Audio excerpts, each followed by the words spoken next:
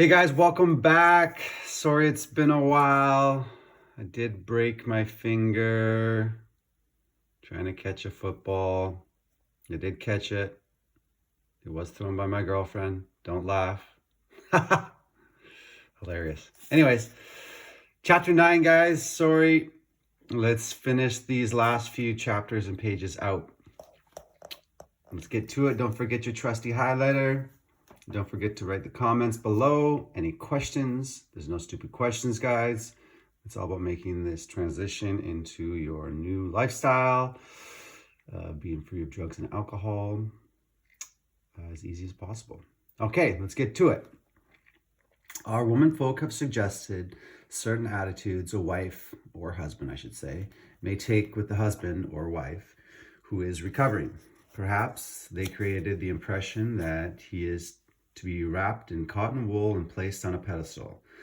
Successful readjustment means the opposite. All members of the family should meet upon the common ground of tolerance, understanding, and love.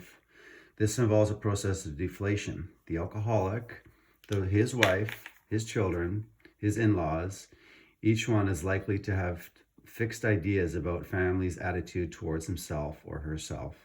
Each is interested in having his or her wishes respected. We find the more one member of the family demands the others concede to him, the more resentful they become. This makes for discord and unhappiness. And why? Is it not because each wants to play the lead? Is it not each trying to arrange the family to show his liking? Is he not unconsciously trying to see what he can take from the family life rather than give? Cessation of drinking is but the first step away from a highly strained abnormal condition. And what is this going back to previously, guys? Where's the problem center in? It centers in the mind and not in the body.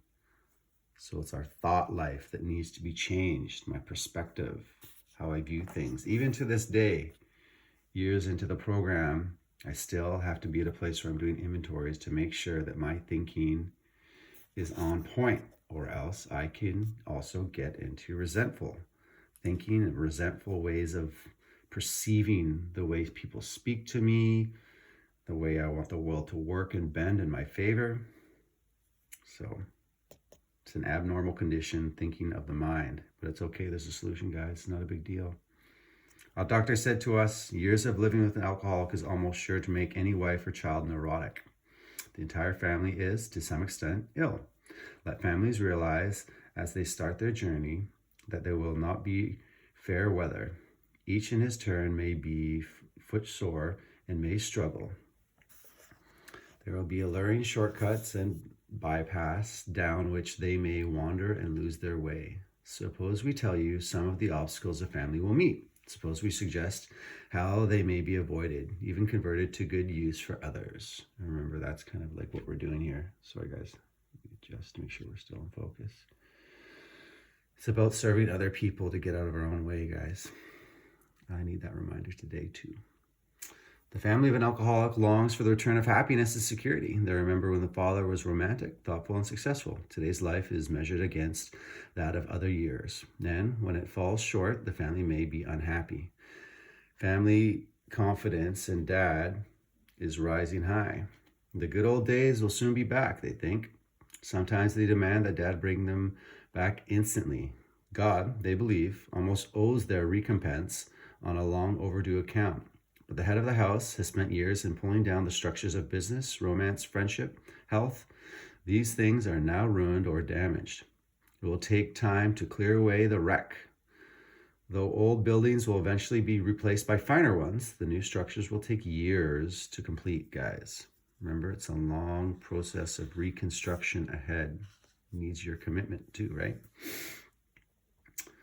Father knows he is to blame. It may take him many seasons of hard work to be restored financially, but he shouldn't be reproached.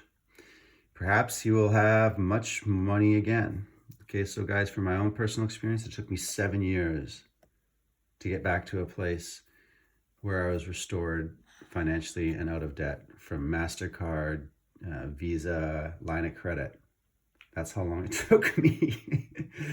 It was a long time. I didn't have to declare bankruptcy, but I did get myself into some serious bad spending habits before I got sober. And then I had to take responsibility for it. And it took me 7 years. So don't be shy from that. Let's get back to it. Perhaps he will never have much money again, but the wise family would admire him for what he is trying to be rather than for what he is trying to get. Now and then the family will plagued by specters from the past. For the drinking career, almost every alcoholic has been marked by escapades, funny, humiliating, shameful, or tragic. The first impulse will be to bury these skeletons in a dark closet and padlock the door. The family may be possessed by the idea that future happiness can be based only upon forgetfulness of the past. We think that such a view is self-centered and in direct conflict with the new way of living. Henry Ford once made a wise remark to the effect that experience is the one thing of supreme value in life. That is true only if one is willing to turn the past to good account.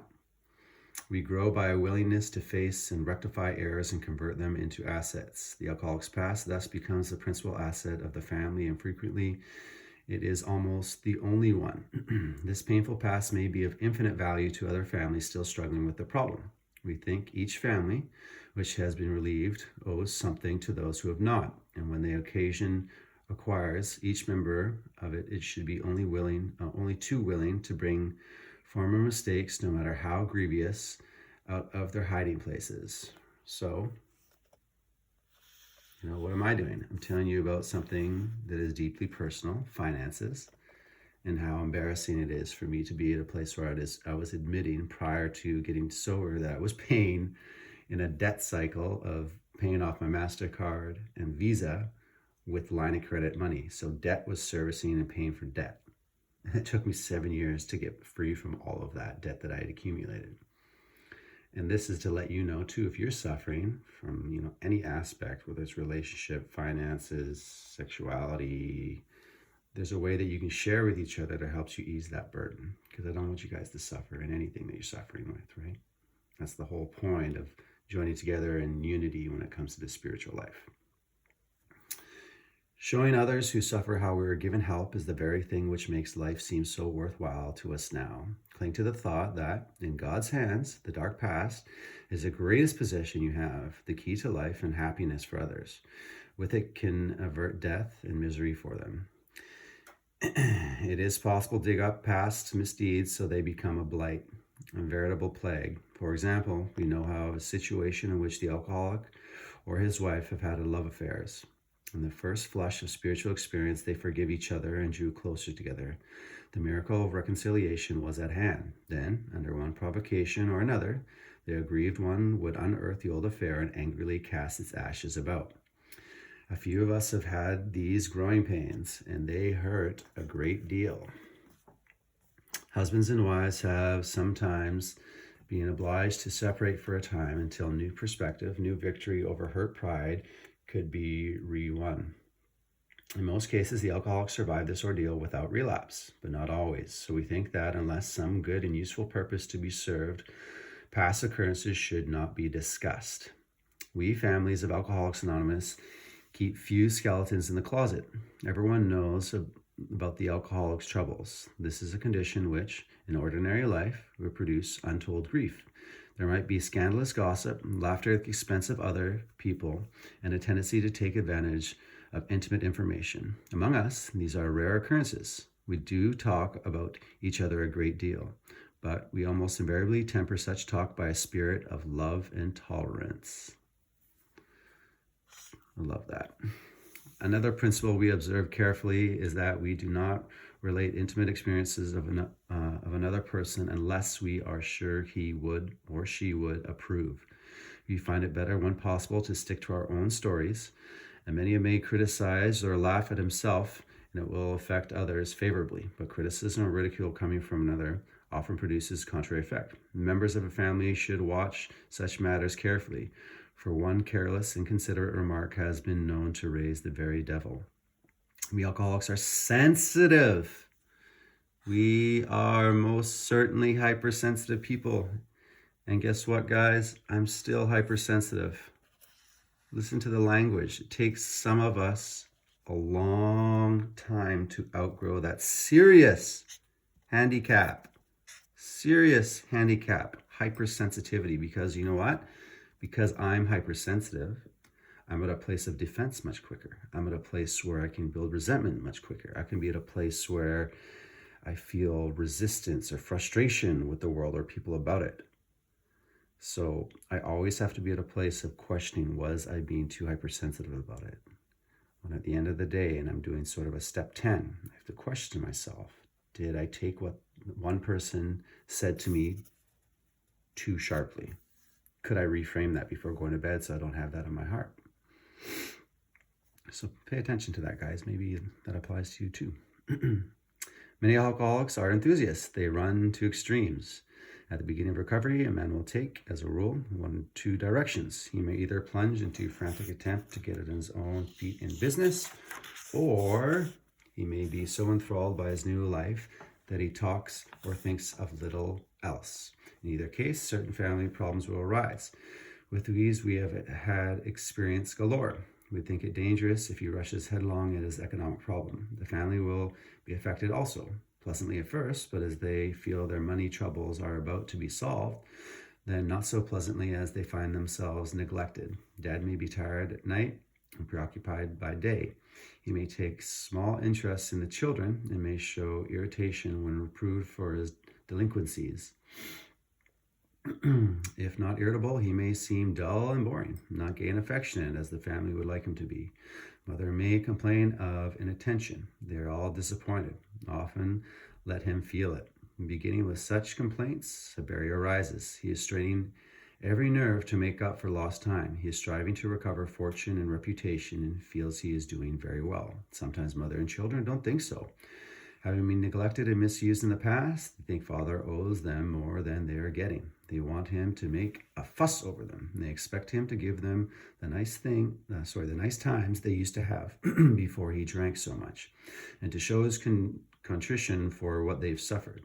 But Dad doesn't give freely of himself. Resentment grows. He becomes still less communicative. Sometimes he explodes over a trifle. The family is mystified. They criticize, pointing out how he is falling down on his spiritual program. This sort of thing can be avoided. Both father and the family are mistaken. Though each side may have some justification, it is of little use to argue, and only makes the past worse. The family must realize that Dad, though miraculously improved, is still convalescing. They should be thankful he is sober and able to be of this world once more. Let them praise his progress. Let them remember that his drinking wrought all kinds of damage and that may take long to repair. If they sense these things, they will not take so seriously his periods of crankiness, depression, or apathy, which will disappear when there is tolerance, love, and spiritual understanding. So maybe, guys, another way to take this is, maybe there's a good chance that you could be in a place of experiencing crankiness or depression or apathy, right? And if you're at a place where you're being criticized instead of being in a place of loved by other people, that can make things worse. I definitely and still get cranky, depressed, and apathetic, and that's okay. The head of the house ought to remember that he is mainly to blame for what befell his home. He can scarcely square the account in his lifetime, but he must see the danger of over-concentration on financial success. Although financial recovery is on the way for many of us, we found we could not place money first. Don't do it. For us, material well-being is always followed by spiritual progress. It never precedes it. Please remember that, guys.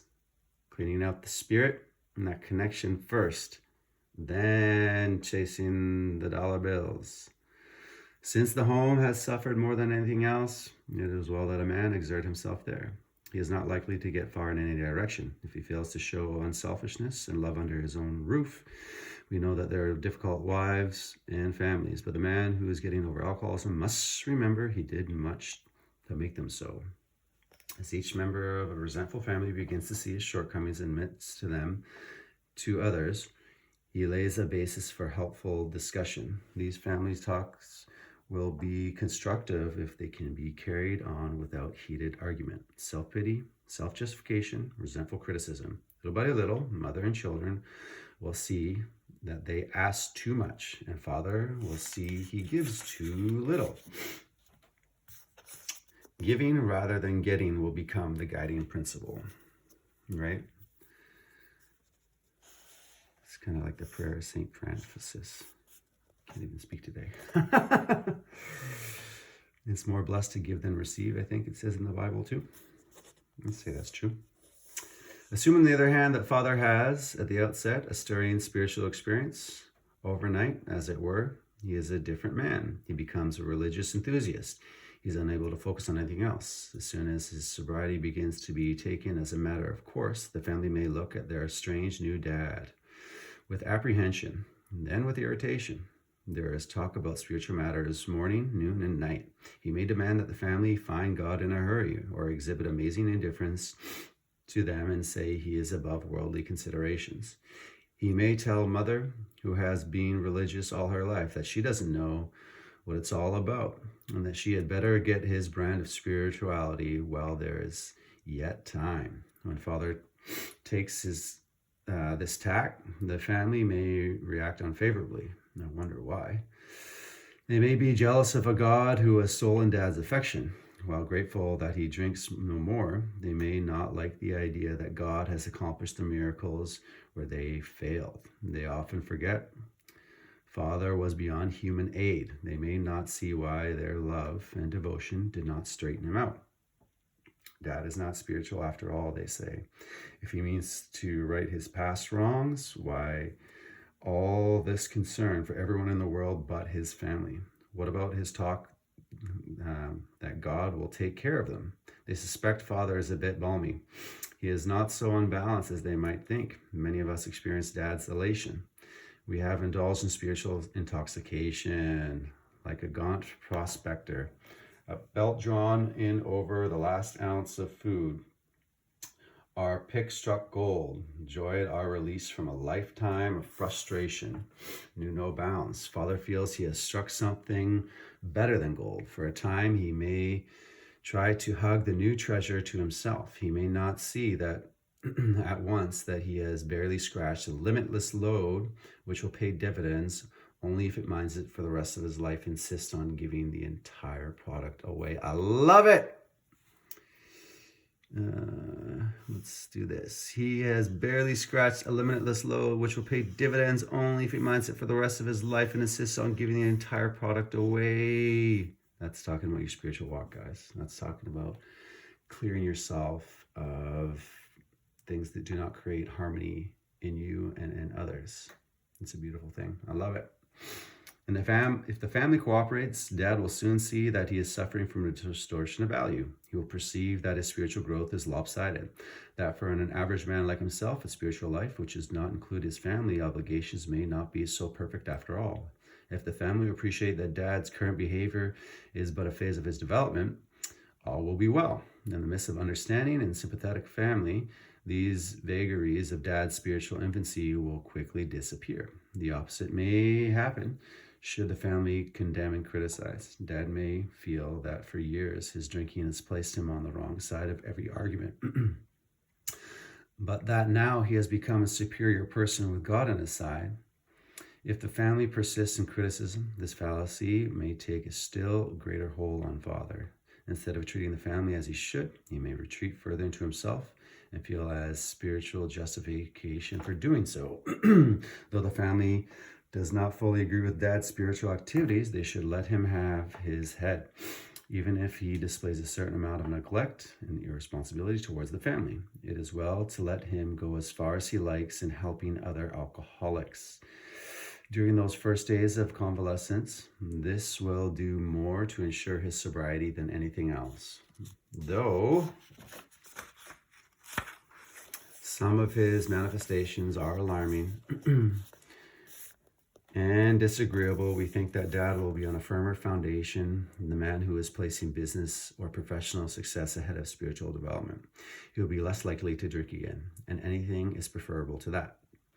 Those of us who have spent much time in the world of spiritual make-believe have eventually seen the childishness of it. This dream world has been replaced by a great sense of purpose, accompanied by a growing consciousness of the power of God in our lives.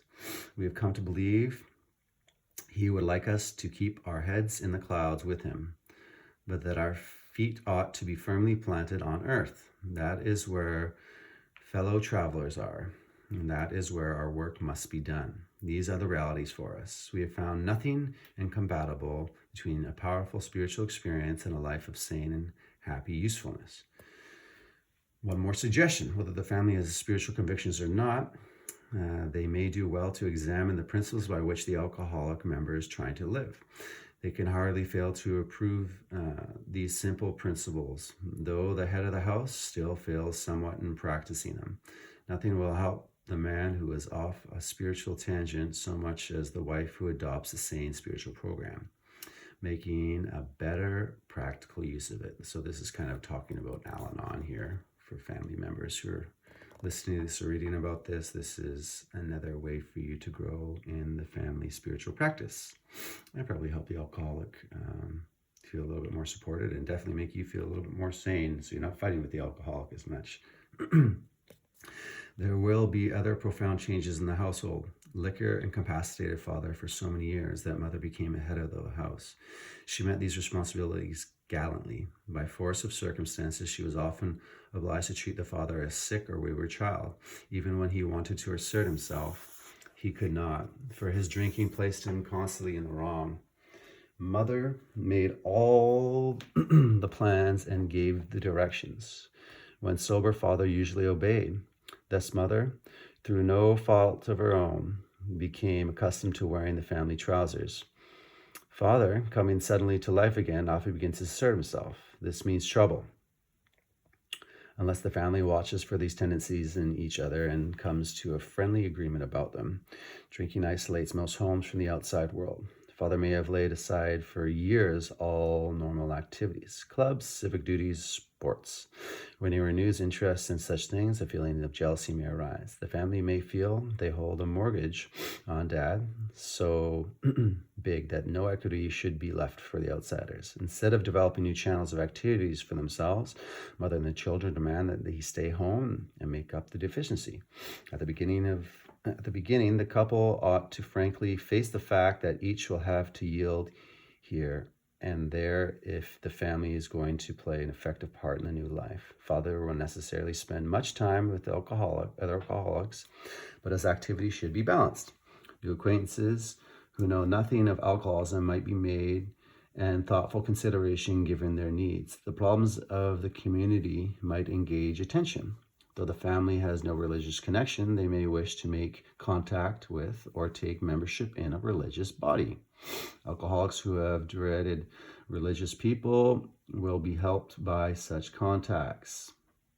Being possessed of a spiritual experience, the alcoholic will find he has much in common with these people. So what I'll say about that, guys, I personally started to go back to church. I was raised going to church, and it took me probably 4 years of sobriety before my sponsor sort of pushed me back in that direction. And I've been there since. And I think it's a great way for people to, grow in their walk. I think for me, the best way I hear God is through other people. And if you're at a place where you're connecting with other people, trying to seek God, you can sort of expedite that process. And so, yeah, I don't want to be at a place where I'm pushing people, right? This is a spiritual program and religion's an outside issue. But I just want to point on the idea that it does talk about the idea of having a beneficial relationship with a religious body that can benefit your program. But by no means, I mean, you can even have like a yoga family to start with, or whatever it is. It's a group of people that are more interested on the head and heart and the spirit than other sort of ego-driven or material-driven things in life. So, yeah, that's my experience. Enough about that. Back to it. Though he may differ with them on many matters, If he does not argue about religion, he will make new friends and is sure to find new avenues of usefulness and pleasure. He and his family can be a bright spot in such congregations. He may bring new hope and new courage to many a priest, minister, or rabbi who gives all to minister to a troubled world. Holy smoke, let's go back and read that sentence again. He may bring new hope and new courage to many a priest, minister, or rabbi who gives his all to minister to our troubled world. We intend to foregoing as helpful suggestion only. So as we are concerned, there is nothing obligatory about it. As non-denominational people, we cannot make up others' minds for them. Each individual should consult his own conscience. We have been speaking to you of serious, sometimes tragic things. We have been dealing with alcohol in its worst aspect. But we aren't a glum lot. If newcomers could see no joy or fun in our existence, they wouldn't want it. We absolutely insist on enjoying life. Remember that, guys. We try not to indulge in cynicism over the state of the nation, nor do we carry the world's troubles on our shoulders. When we see a man sinking into the mire of his alcoholism, we give him first aid and place what we have at his disposal. For his sake, we do not recount and almost relive the horrors of our past. But those of us who have tried to shoulder the entire burden and trouble of others find we are soon overcome by them. So we think cheerfulness and laughter make usefulness.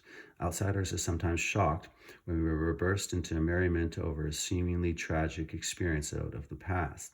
But why shouldn't we laugh? We have recovered and have been given the power to help others. Yeah. I hope this book is helping you too, guys. It's helped me tremendously. And if there's more I can help you with, let me know. Comments below, guys. Everybody knows that in the bad health and those who seldom play do not laugh much. So each family member play together or separately as much as their circumstances warrant. We are sure God wants us to be happy, joyous, and free. We cannot subscribe to the belief that the life is a vale of tears. Though it once was just that for many of us. But it is clear that we made our own misery. God didn't do it. Avoid then the deliberate manufacture of misery. But if troubles come, cheerfully capitalize it as an opportunity to demonstrate his omnipotence. Now about health. Okay, guys, please, those of you suffering from any sort of depression, anxiety, outside issue in the mental health realm, remember this. I stopped taking my antidepressants when I was about 2 or 3 years sober because I felt like I was not doing the program perfectly. And I was out in Calgary and a guy reminded me of this. A body burned by alcohol does not recover overnight. Nor do twists in thinking and depression vanish in a twinkling. We are convinced that a spiritual mode of living is most powerful health restorative. We who have recovered from serious drinking and miracles of mental health. But we have seen remarkable transformations in our bodies. Hardly one of our crowd now shows any mark of dissipation. But this does not mean that we disregard human health measures. God has abundantly, what has he done? God has abundantly supplied this world of fine doctors, psychologists, and practitioners of various kinds. Do not hesitate to take your health problems to such person. Most of them give freely of themselves, that their fellows may enjoy sound minds and body. Try to remember, though God has wrought miracles among us, we should never... Okay, come on, guys. This is what I didn't get. We should never belittle a good doctor or psychiatrist. Their services are often indispensable treating a newcomer and in following his case afterward. Following his case or her case afterward. Stick close to your psychiatrist if you are in that capacity, guys. God has supplied us with these doctors. And you are not failing anybody if you are on an antidepressant or mood stabilizer, whatever your problem is, guys. And don't let anybody tell you otherwise. If they have anything to say about mental health, tell them to go to page 133 and tell them to stuff it. And then pray for them. Okay, back to it, guys. One of the many doctors who had the opportunity of reading this book in a manuscript form told us that the use of sweets is often helpful, of course, depending upon a doctor's advice. He thought all alcoholics should constantly have chocolate available for its quick energy value at times of fatigue. He added that occasionally in the night a vague craving arose which should be satisfied by candy, or which would be satisfied by candy. Many of us have noticed the tendency to eat sweets and have found this practice beneficial. A word about sex relations. Alcohol is so sexually stimulating to some men that they have overindulged. Couples are occasionally dismayed to find that when drinking is stopped, the man tends to be impotent. So guys, anyone suffering from any sort of impotent issues, you're not alone. It's not a big deal. You can get help. And it could be an emotional thing, could be an emotional block, could be something else going on, guys, but you can stick to your doctor's advice.